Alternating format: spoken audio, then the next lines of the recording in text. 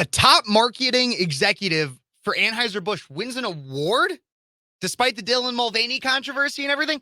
Can't believe it. Also, a former Anheuser Busch employee reveals some of the conversations that were had regarding the Dylan Mulvaney controversy. All that and more today on Speechless, Cut for Time.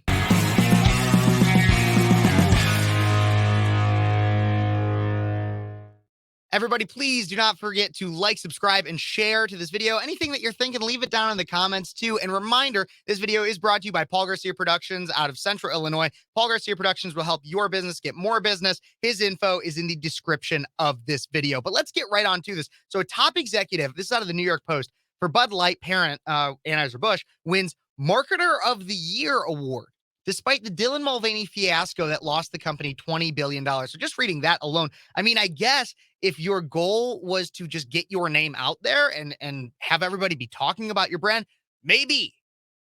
But in terms of marketing that translates to revenue, not so much. But the top marketing executive for Bud Light parent Anheuser Busch, InBev, received an award for, quote, Creative Marketer of the Year at the Oscars for the advertising industry is what it's called, despite the beer brand's disastrous partnership with transgender influencer Dylan Mulvaney. Marcel Marcadones told advertising peers at the Cannes Lion marketing conference in France on Monday that the Mulvaney saga served as a, quote, wake-up call to the industry.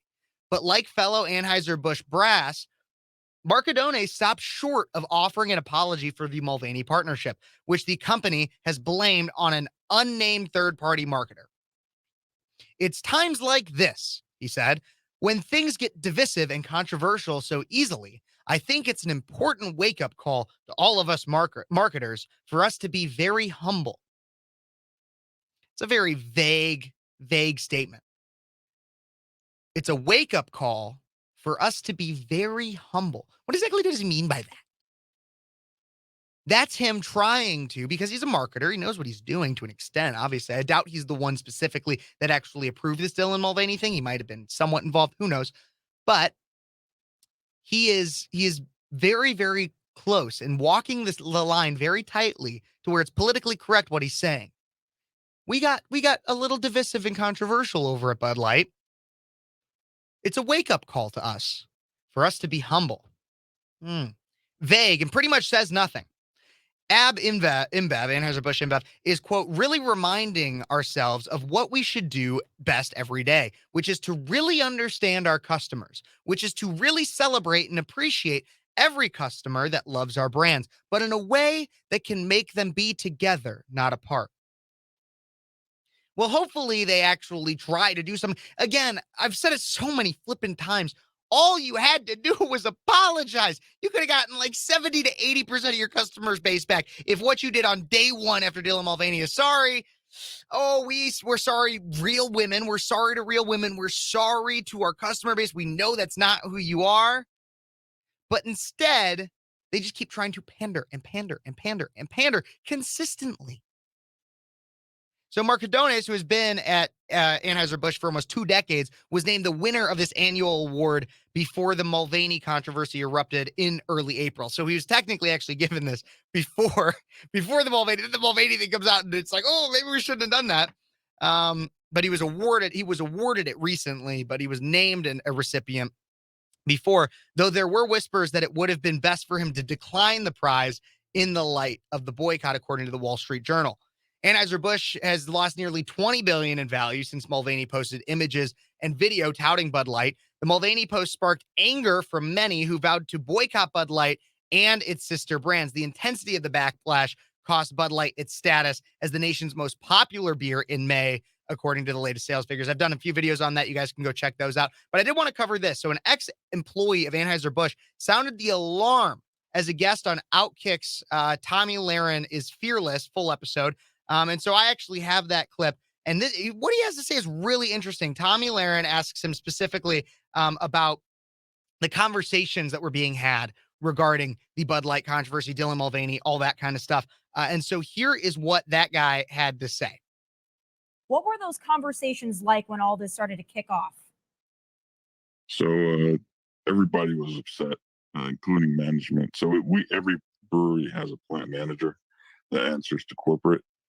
and there seems to be a separation there because what corporate's doing is not reflective of what even the plant managers want.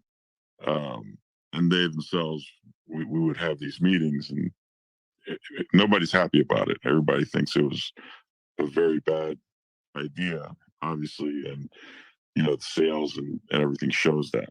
So, I mean, they express the fact that they were shocked. Why would they do this?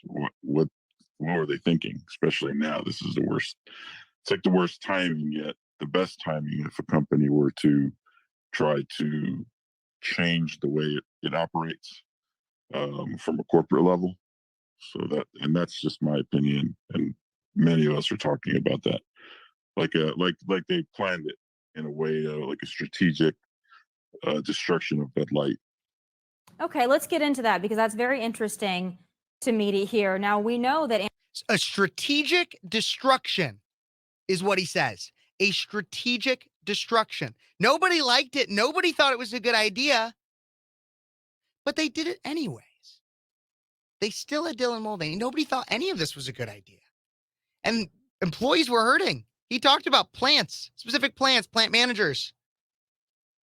Nobody thought it was, and yet this guy still decides to get this award and accepts it too. The gall on that man to literally be top marketing executive of Anheuser Busch when they're facing some of the most significant losses in that industry ever.